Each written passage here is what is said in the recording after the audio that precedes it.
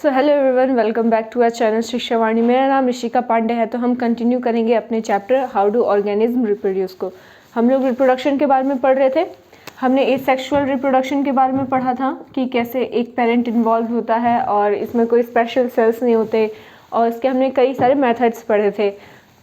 हम फिर स्टार्ट किए थे सेक्सुअल रिप्रोडक्शन, जिसमें हमने प्लांट्स के बारे में पढ़ लिया था। तो आज हम पढ़ेंगे एनिमल्स के बारे में, इंक्लूडिंग ह्यूमंस। ठीक है।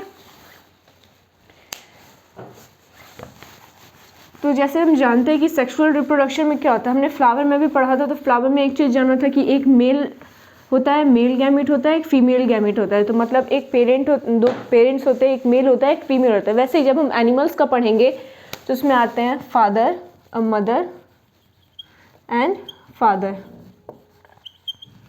फादर हमारे पास मेल में आएंगे, मदर हमारे पास फीमेल में आएंगी, और दोनों अपने अपने गैमीट्स देंगे। फीमेल में होता है ओवम, जिसको हम एग भी कह सकते हैं। इसका प्लूरल होगा ओवा। ठीक है, इसको हम एग भी कहेंगे। और जब अब अगर हम फादर के बारे में बात करते हैं तो फादर का गैमीट होता है स्पर्म, जिसको हम मेल गैमेट भी कहते हैं।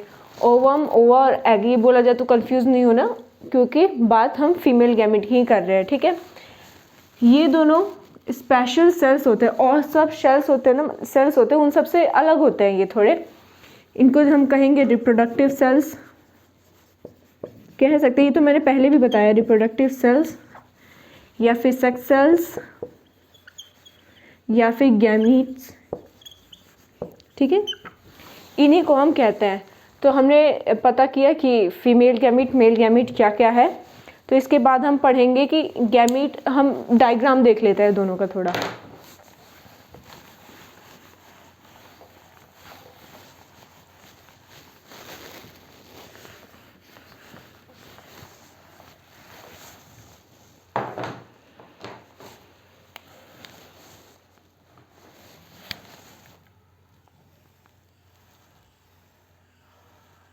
पहले हम बनाने जाएंगे ओवा। ओवम मीन्स फीमेल का।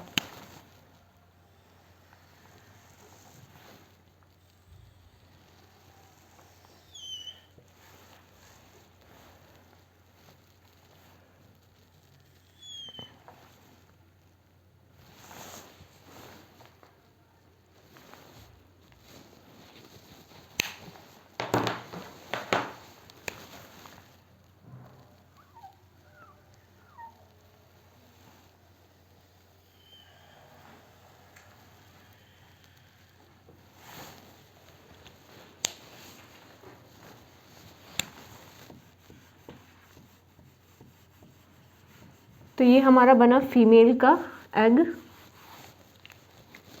इसको हम अगर नेमिंग करें तो ये हमारा होगा न्यूक्लियस, ये हमारा होगा सेल मेम्ब्रेन,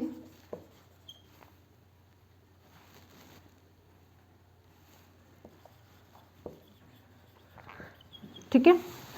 ये न्यूक्लियस, ये सेल मेम्ब्रेन, और ये हमारे पास आएगा साइटोप्लाज्म।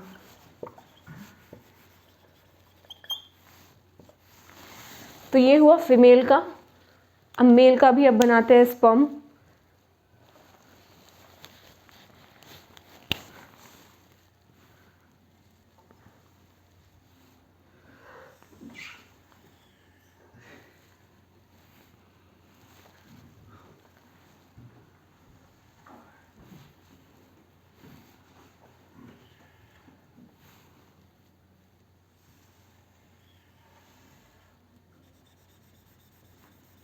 ये इसका न्यूक्लियस होगा।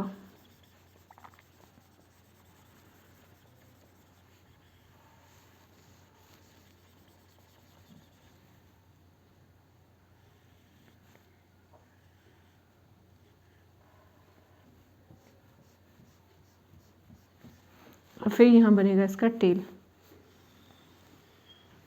ठीक है, अगर हम इसकी नेमिंग करें तो ये हमारा हो जाएगा सेल मेम्ब्रेन, ये हमारे पास होगा न्यूक्लियस, ये वाला मिडल पीस, और ये हमारे पास होगा ये वाला पार्ट, ये टेल। ये हमारे पास टेल है, ये मिडल पीस है, और ये न्यूक्लियस, सेल मेम्ब्रेन, स्पर्म। ठीक है। तो अगर हम वो जो हमारे पास स्पेशल सेल्स होते हैं, अगर हम उनको इनलार्ज करके देखें तो हमारे पास ये बनता है, ये होगा स्पर्म, ये होगा फीमेल। अब दोनों में डिफरेंस जान लेते हैं। इसका डायमीटर होता है, डिफरेंस तो यही पता है कि वो मेल का है, ये फीमेल का है, मतलब इसमें कुछ टर्म्स मतलब कुछ इंपॉर्टेंट पॉइंट्स। ये इसका डायमीटर होता है 0.15 मिलीमीटर, और इसकी लेंथ होती है 0.05 mm। ठीक है। ये एग इस स्पर्म से लगभग 100,000 गुना ज़्यादा डेंस बड़ा होता है। ये 0.15 मिलीमीटर है, तो ये 0.05 मिलीमीटर है। ठीक है। इससे आप जान सकते हैं कि दोनों के साइज़ में कितना डिफरेंस होगा। ये ज़्यादा बड़ा होता है, ये छोटा सा होता है। इसके छोटे होने का, इसके बड़े होने का कारण क्या है? इसके पास जैसे हमारा है ये स्पर्म्स के पास हमारे होते हैं डीएनए, क्योंकि जब फर्टिलाइजेशन होता है तो दोनों पेरेंट्स का हाफ हाफ आता है। स्पर्म में से हाफ आता है और एग में से फिर हाफ हमारे पास आता है क्रोमोसोम्स। तो इसके पास डीएनए होते हैं। डीएनए के बाद कुछ एंजाइम्स होते हैं, इनमें माइटोकॉन्ड्रिया होता है।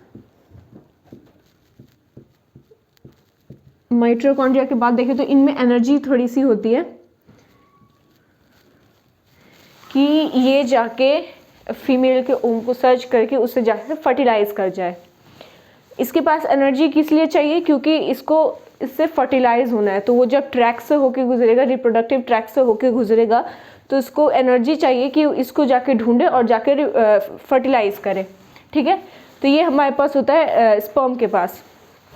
और स्पर्म के पास ये टेल फ्लैजेलम इसलिए होता है क्योंकि वो जब मूव करते हुए रिप्रोडक्टिव ट्रैक में जाते हैं, रिप्रोडक्टिव ट्रैक में एक जगह से जैसे स्टार्टिंग में है और उसके बाद जब अंदर जा रहे हैं, इसको ढूंढ रहे हैं एग को, या फिर वो ट्रैक से होके गुजर रहे हैं, फैलोपियन ट्यूब में है, यूट्रस में है, तो इसको इस टेल की मदद से ये मूव कर पाते हैं एक जगह से दूसरी जगह। तो ये इनकी टेल का ये काम है। अगर हम एग में देखें तो एग का तो साइज़ ये है, इसके पास स्टोर्ड फूड एंड वाटर, खाना पीना होता है इसके पास, डीएनए होते हैं, कुछ एसेंशियल केमिकल्स होते हैं जो इसको फर्टिलाइज करने के बाद इसको बताते हैं कि आगे हमको डिवाइड करना है। ठीक है। डिवाइड होना है कि क्योंकि अभी ये दोनों फर्टिलाइज करेंगे तो ऐसे थोड़ी कि उतने छोटे बन के रहेंगे, वो आगे जाके डेवलप करेंगे, डेवलप करके फीटस बनेंगे। ठीक है। तो इसके पास कुछ केमिकल्स होते हैं जो इसको बताते हैं कि नहीं, अब हमको आगे डिवाइड करना है। ठीक है।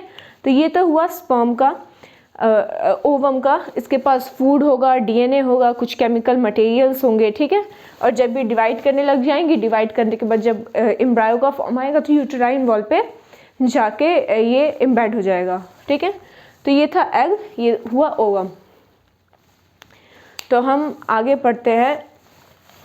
एक तरीके से हम देखें ना कि अगर फीमेल एग हमारे पास एक हाउस की तरह है, तो उसमें स्पर्म हम कह सकते हैं वो ग्रोसरी बैग है।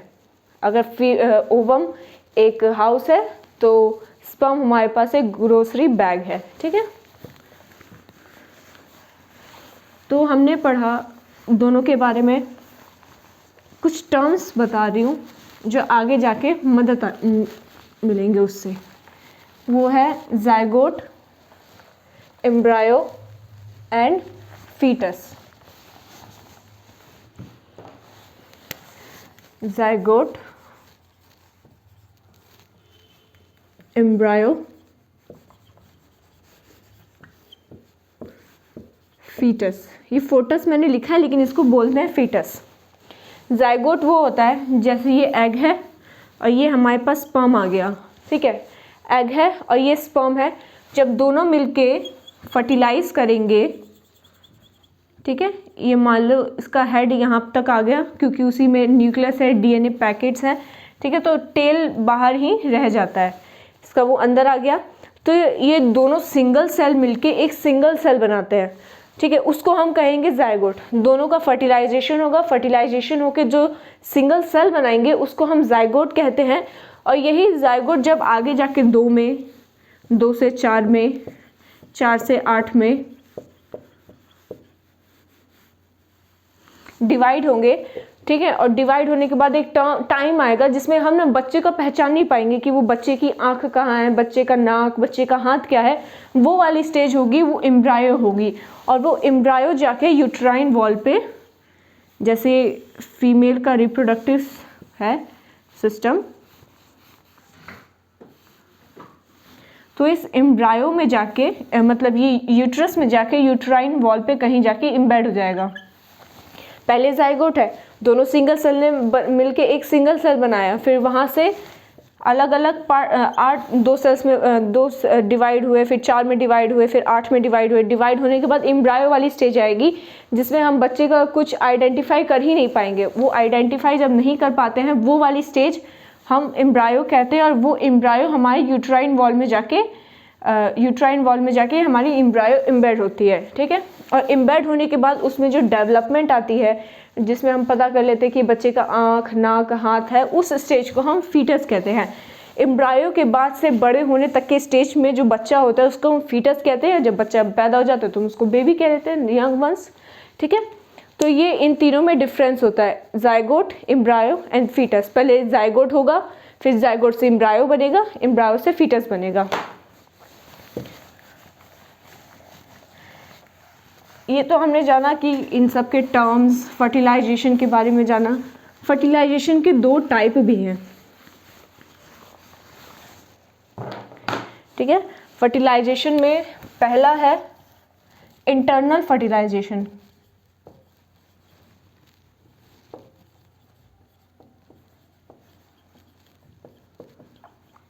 ऐसी फर्टिलाइजेशन जो फीमेल बॉडी के अंदर हो, उसको हम कहेंगे इंटरनल फर्टिलाइजेशन, ठीक है।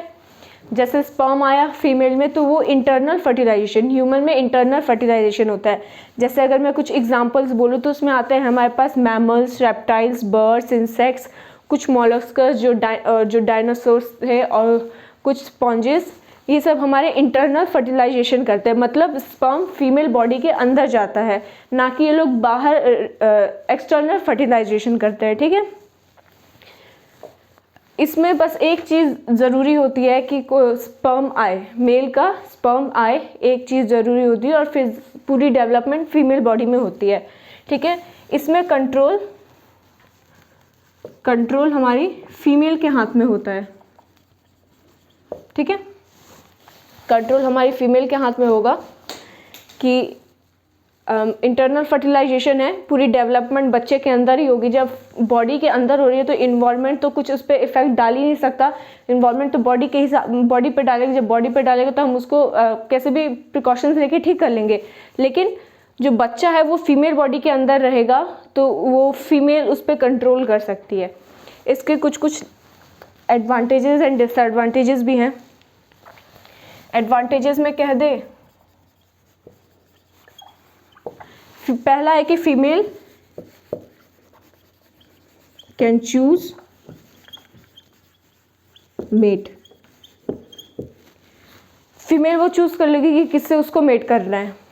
पहली एडवांटेज तो उसके पास यही होगी ना। इंटरनल फर्टिलाइजेशन में ऐसे थोड़ी है कि कोई भी कुछ भी हो जाएगा। फीमेल के पास मेट चूज करने के लिए पावर है कि वो चूज कर सकती है जिसके साथ भी वो फर्टिलाइजेशन करना चाहे। उसके बाद वो लोकेशन और टाइमिंग भी चूज कर सकती है, लोकेशन एंड टाइमिंग, ठीक है। और उसके बाद हमारे पास आता है वो जो उनके बच्चे होंगे यंग वन, प्रोटेक्शन। और फिर अब अपने वो बच्चे को भी प्रोटेक्ट कर पाएगी, ठीक है। इंटरनल फर्टिलाइजेशन में ये होता है। इसका दूसरा पार्ट है हमारे पास, मतलब दूसरा टाइप है एक्सटर्नल फर्टिलाइजेशन।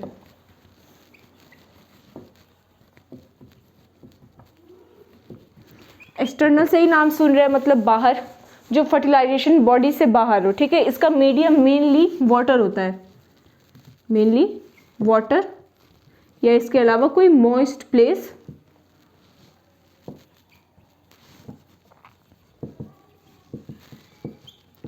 जहाँ फीमेल आती है अपना रिलीज कर देती है, फिर मेल आता है अपना स्पर्म रिलीज कर देता है, फिर एक्सटर्नल फर्टिलाइजेशन होता है। एक्सटर्नल फर्टिलाइजेशन का मेन डिसएडवांटेज यही है कि वो मेनली वाटर में करता है। कौन सा पानी के बहाव से वो बह गए, या फिर वो उस जगह तक नहीं जा पाए जहाँ पर एग है, स्पर्म उस जगह तक नहीं जा पाए जहाँ तक एग है, तो इसका मेन प्रॉब्लम यही है। और जब हम इसमें पढ़ते हैं कि यंग वंस प्रोटेक्शन, इसमें अगर फर्टिलाइजेशन हो गया तो सब कुछ फीमेल देखभाल कर रही है ना, लेकिन इसमें कोई कुछ नहीं करता। इसमें रिप्रोडक्शन मतलब फर्टिलाइजेशन कोलाइजन से होता है, ठीक है। तो ये हमारे पास दो टाइप हो गए, और इसका एग्जांपल अगर मैं कहूँ तो है फ्रॉग, फिशेस, जिसमें हम कहें सैल्मन, ठीक है। तो ये हो गया internal fertilization and external fertilization, ठीक है। और इसमें एक एक्सटर्नल फर्टिलाइजेशन में एक टर्म है जिसको हम कहते हैं स्पॉनिंग।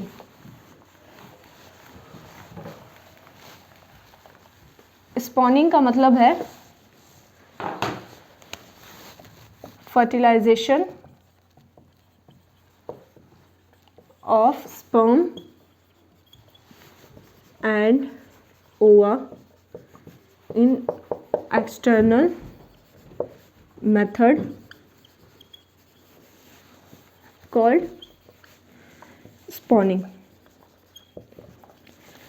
इनमें जो फर्टिलाइजेशन हुआ, मतलब इनमें तो कोलाइजन हो रहा है, तो उसको हम कहते हैं स्पॉनिंग, ठीक है। इसके एग्जांपल्स में जैसे मैंने बताया फिश हो गई और ट्राउट फिश हो गई, कुछ एम्फीबियंस होते हैं, एम्फीबियन में जैसे मैंने फ्रॉग बता दिया, ठीक है। ये इसके कुछ एग्जांपल्स हैं, और ये इनका मीडियम मेनली वाटर होता है। ये फीमेल अपना एक जगह एग रिलीज कर देगी, मेल स्पर्म रिलीज कर देगा पानी में। ह्यूमन में नहीं होता ऐसे, एग्जांपल्स मैंने लिख दिए हैं। तो ये पानी की मदद से ये लोग जाके कोलाइजन कर लेते हैं। कोलाइजन जो होता है उस मेथड को हम स्पॉनिंग कहते हैं। इन दोनों का फर्टिलाइजेशन जो वाटर में होता है एक्सटर्नल मेथड में, इसका एक मेन डिसएडवांटेज यही है कि मान लो ये पानी आने के बजाय दूसरे साइड ही इसको लेके चली गई तो ये तो ख़त्म हो गया। टाइमिंग भी होती है कि मान लो उस ऑर्गेनिज्म को एग रिलीज़ करना है, उसने एग रिलीज़ कर दिया। कुछ कुछ ऑर्गेनिज्म ऐसे होते हैं जो एक जगह से दूसरी जगह मूव नहीं कर पाते, ज़्यादा मूव नहीं कर पाएंगे, तो वो जहाँ है वहीं पे वो एग रिलीज़ कर देंगे, वो जहाँ है वहीं पे स्पर्म रिलीज़ कर देंगे। तो ये सब चांसेस होते हैं कि वो फर्टिलाइज ना कर पाए। लेकिन अगर हम बात करें कि मान लेते हैं यहाँ पे किसी ऑर्गेनिज्म ने एग ले कर दिया है और यहाँ एक मेल का घर है, इसने तो एग तो ले कर दिया, लेकिन इसने नहीं कर पाई, ये नहीं की, ठीक है, इस मेल ने नहीं किया, तब भी फर्टिलाइजेशन नहीं होगा। जो ऑर्गेनिज्म मूव नहीं कर पा रहा है अपनी जगह से दूसरी जगह, वो भी नहीं कर पाएगा। तो ये लोग एक जगह ढूंढते हैं कि यहाँ पे अगर हम करें तो यहाँ फर्टिलाइजेशन हमारी हो सकती है। ये एक्सटर्नल फर्टिलाइजेशन होता है। इसमें मान लेते हैं कि इसमें बहुत सारे नंबर में एग ले किए जाते हैं, या स्पर्म या एग बहुत ज़्यादा अमाउंट में किया जाता है। अगर हम इसमें देखें, इंटरनल फर्टिलाइजेशन में देखें, कुत्ते एक बार में कितने बच्चे दे सकते हैं? 4-5, उससे ज़्यादा नहीं दे पाएंगे, या होता होगा, मुझे 4-5 ही पता है। इंसान कितने दे पाएंगे? 2 दे पाएंगे। कभी कभी ऐसा होता है ना कि इन 2 जुड़वा बच्चे होते हैं तो वो भी इतने कमज़ोर होते हैं ना कि वो भी मर जाता है। तो इंटरनल फर्टिलाइजेशन में ज़्यादा बच्चे नहीं हो पाएंगे, लेकिन एक्सटर्नल फर्टिलाइजेशन में एग ले ज़्यादा होता है, स्पर्म लेइंग ज़्यादा होती है, फर्टिलाइजेशन भी हो जाता है ज़्यादा, अगर वो कंडीशन है पूरी तो, ठीक है। इसलिए हमको ना कभी कभी मछलियों को तो देख के लगता है कि मछलियाँ ज़्यादा, लेकिन अगर हम पूरी ग्रुप का गिने तो मछलियाँ कम होती हैं, क्योंकि वो जगह भी तो बड़ा है। ये हमारी हो गई internal fertilization. External fertilization, internal fertilization में के कुछ डिसएडवांटेज ये है कि मदर की हेल्थ को इफ़ेक्ट करता है, मदर एंड बेबी। दोनों की हेल्थ को इफ़ेक्ट देता है, ठीक है। और इसके बाद बहुत ज़्यादा बच्चे नहीं हो पाते, less number of young ones, ठीक है। इसके कुछ डिसएडवांटेजेस हैं। और मान लेते हैं कि कुछ टाइम होता है, फीमेल बॉडी मेल बॉडी, जब फर्टिलाइजेशन ऐसे नहीं है कि हर टाइम होगी, जैसे इंटरनल फर्टिलाइजेशन में हमने देखा कि टाइमिंग भी तो कुछ होनी चाहिए। ये फीमेल का यूट्रस है, यहाँ हमारी फेलोपियन ट्यूब है, ये हमारी फेलोपियन ट्यूब हो गई, ये हमारे पास हो गया ओवरी। ओवरी से एग निकला ही नहीं है तो फर्टिलाइजेशन होगा तब।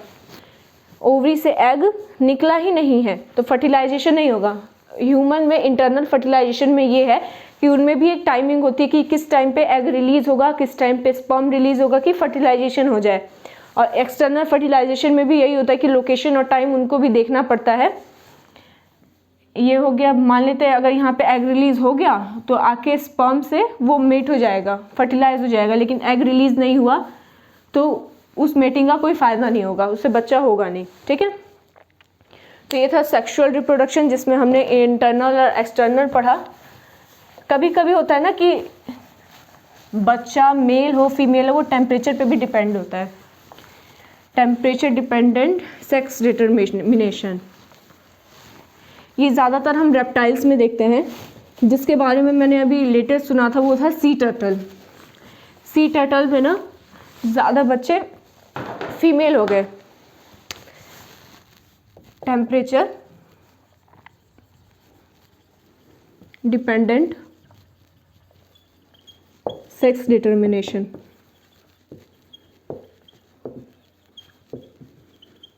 मतलब जो सेक्स डिटर्मिनेशन है, लड़का बच्चा मेल होगा या फीमेल होगा एनिमल्स में, जिसमें मैंने देखा था एग्जांपल सी टर्टल का,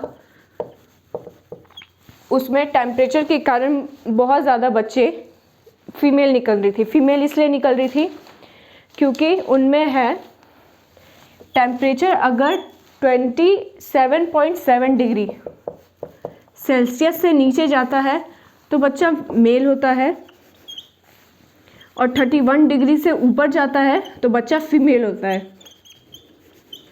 मतलब टेम्परेचर पे डिपेंड है। अगर 27.7 डिग्री सेल्सियस है तो बच्चा मेल है, और 31 डिग्री सेल्सियस है तो बच्चा फीमेल है। इससे ये पता चलता है कि ग्लोबल वार्मिंग बढ़ रही है, क्योंकि बच्चे ज़्यादा फीमेल हो गए थे सी टर्टल में। सी टर्टल में बच्चे ज़्यादा फीमेल हो गए। फीमेल क्यों हुए? क्योंकि टेम्परेचर बढ़ा। इससे पता चलता है कि ग्लोबल वार्मिंग बढ़ी। लड़कों का नंबर बहुत कम था। तो कुछ हमारे पास टेम्परेचर डिपेंडेंट भी होते हैं, ठीक है। उसके बाद हम जानेंगे एडवांटेजेस ऑफ सेक्सुअल रिप्रोडक्शन।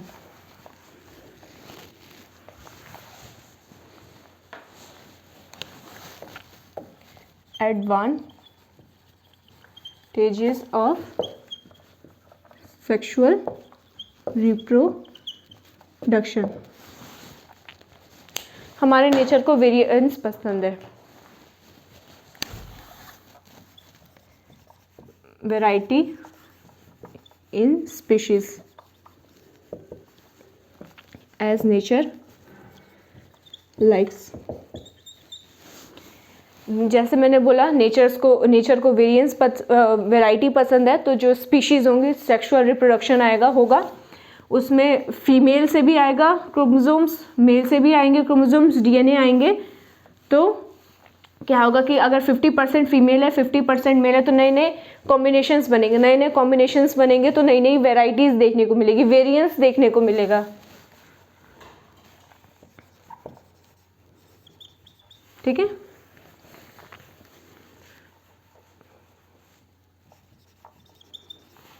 इसके बाद आता है फॉर्मेशन ऑफ न्यू स्पीशीज।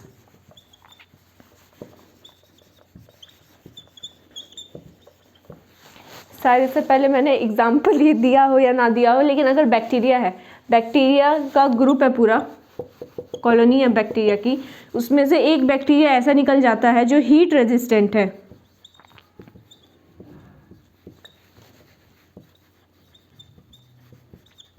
तो क्या होगा,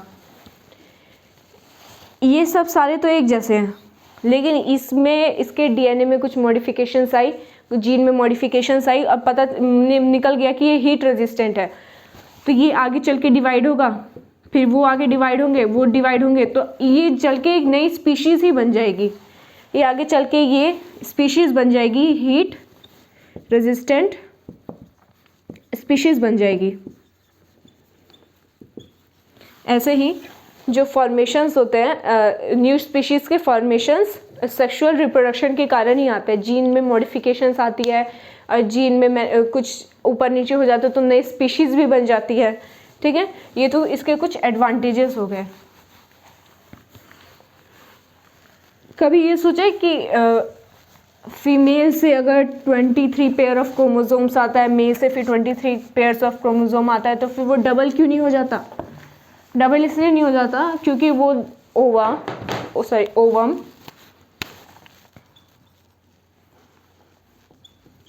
एंड स्पर्म एक दो स्पेशल सेल्स है, ये स्पेशल सेल है, ये स्पेशल सेल है। इसमें 23 क्रोमोसोम्स आते हैं,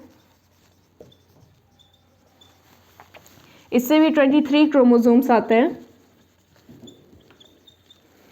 और दोनों मिलके 46 क्रोमोसोम्स बनाते हैं, जिसको हम कहें 23 पेयर्स ऑफ क्रोमोसोम्स। ठीक है, इसलिए जो क्रोमोसोम्स होते हैं वो डबल नहीं होते, क्योंकि फीमेल से 50 आता है, फीमेल से हाफ आता है, मेल से हाफ आता है, दोनों मिलके 46 क्रोमोसोम बनाते हैं, जो एक नॉर्मल ह्यूमन में होता है। ठीक है, तो इतना हमारी आज की वीडियो में है। तो हमने पढ़ा सेक्सुअल रिप्रोडक्शन के बारे में, स्पर्म और ओवम के बारे में पढ़ा, डायग्राम पढ़ा, फर्टिलाइजेशन पढ़ा और फर्टिलाइजेशन के टाइप्स पढ़े। उसके बाद हमने टेम्परेचर पे कैसे हमारे पास वो डिपेंड होता है, डिटर्मिनेशन की बेबी जो एनिमल्स का जो बच्चा है वो मेल होगा या फीमेल होगा, टेम्परेचर से रिलेटेड। फिर हमने सेक्सुअल रिप्रोडक्शन के एडवांटेजेस के बारे में पढ़ा। फिर हमने पढ़ा कि डीएनए डबल क्यों नहीं हो क्रोमोसोम्स डबल क्यों नहीं हो जाते, इसका सब के बारे में पढ़ा। तो हमारी वीडियो आज की यहीं ख़त्म होती है। I hope you all like it. Thank you.